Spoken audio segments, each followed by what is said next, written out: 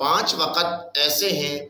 جس کے اندر میاں اور بیوی کا آپس کے اندر ہم بستری کرنا، ہم بستر ہونا ناجائز اور گناہ کبیرہ ہے۔ ویسے تو میاں اور بیوی کا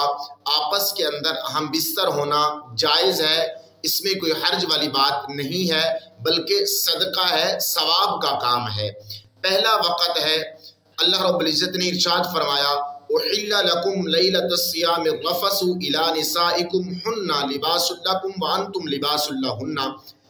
کہ رمضان کی راتوں میں مرد اور عورت آپس کے اندر ہم بستری کر سکتے ہیں، اس میں کوئی حرج والی بات نہیں ہے۔ جب عورتیں حالت صوم کے اندر ہوں تو اس وقت مرد اور عورت دونوں کے لیے ناجائز ہے وہ ہم بستری نہ کریں۔ لیکن دوسرا وقت کہ اللہ رب العزت نے ارشاد فرمایا یسألونک عن المحیض قل هو اذن فاعتزلوا النساء، مرد اس وقت عورت کے پاس نہیں جا سکتا جب عورت کو ماہواری آئے، جو ہم اپنی اردو زبان کے اندر کہتے ہیں، عربک کے اندر اس کو حیض کہا جاتا ہے، اس وقت مرد عورت کے پاس نہیں جا سکتا۔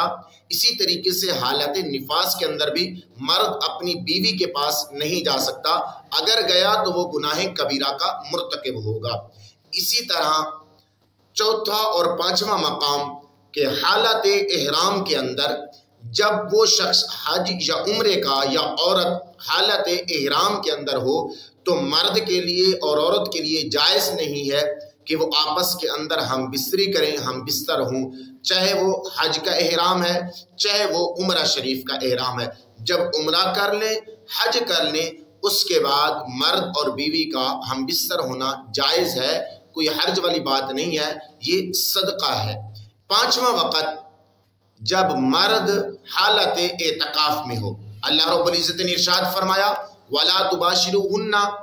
وَأَنْتُمْ عَاكِفُونَ فِي الْمَسَاجِدِ، اللہ رب العزت نے ارشاد فرمایا وَلَا تُبَاشِرُوهُنَّ